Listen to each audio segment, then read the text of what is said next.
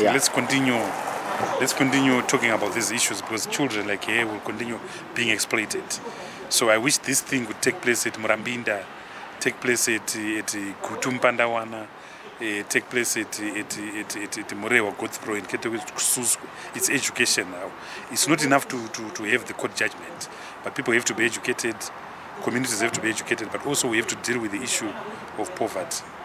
And poverty is key. So I'm glad that we are not talking about it, because without judgment, we wouldn't be talking about that.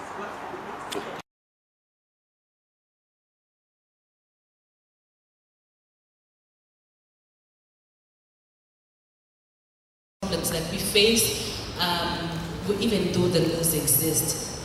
And I also need to acknowledge that no matter how we feel about the Constitutional Court judgment, it is here to stay, and 18 is now set as the new age at which any person in Zimbabwe should be married. And so even though it raises a number of potential problems, we need to acknowledge that this is what the law now states. And so our challenge is, how do we navigate from this new law that's been set to where we want to be? It's good to be here, and also being part of a group of revolutionary men who are also standing with girls and for girls against child marriages. How many of you have been invited to a graduation ceremony that is as big as a wedding ceremony? What are we saying? When we are talking about a wedding, we are simply talking about officially giving permission to your daughter to have sex with that man. But when we speak about it as a wedding, we are sort of making it like, I don't know what word I'll use, but we need to get to a background where we look at our girls' education as important and amplify it. We are coming from a background where if my sister goes through, gets married and has a wedding, she will become a reference point for my life. If I decide that I don't want to go through her path, I will be in trouble. I speak and I'm representing the girls.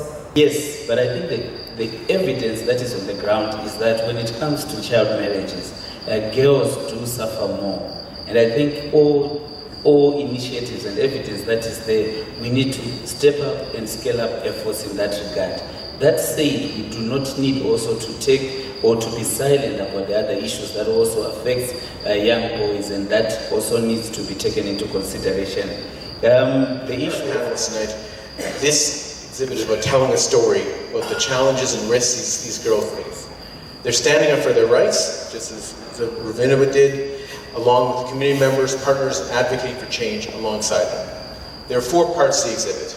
The first part introduces you to the exhibit in general and the impact of the past. We've talked about it, and we probably have some idea about it, but now we're going to see it very concretely, how it impacts these girls.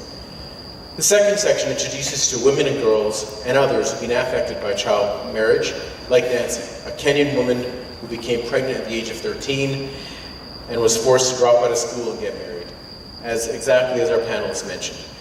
Or Salma, a Pakistani woman who at age 14 was living in a displaced persons camp and was married off by her father and her brothers. The third section of the exhibit highlights the momentum towards positive change. It talks about girls, women, boys, men who are standing up, speaking up for their rights, and I hope, Ravimba, we see your photo there. Just to contextualize, Ravimba is one of the 2 incredibly brave women. Her colleague Loveless is not with us tonight. She's studying, which is great. That's the right place. Her and Loveless were the 2 who stood up in court and challenged the legality of child marriage. A round of applause for this wonderful, brave woman. I'm 20 years old. Thank you all for coming and discussing about the issue of ending child marriage. Thank you all for putting your heads and making this conversation being done here. I think I would like you to put it there, outside the rural areas, because it is there, the girls there are being abused. They are being married off to the men because they don't have their voices. I would like to help them, to make them shout out for their lives, for their education, for their health, for their rights to be educated so that there will be someone else in life. I think they will be the ambassadors of the world. I thank you all for this opportunity.